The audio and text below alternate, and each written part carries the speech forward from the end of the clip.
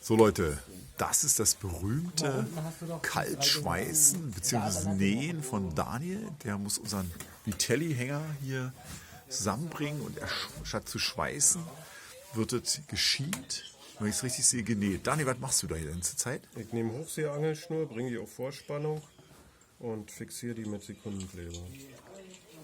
Und der Sekundenkleber, welche Funktion hat der? Ja, der bringt die Hochseeleine natürlich, der befestigt die. Ohne Sekundenkleber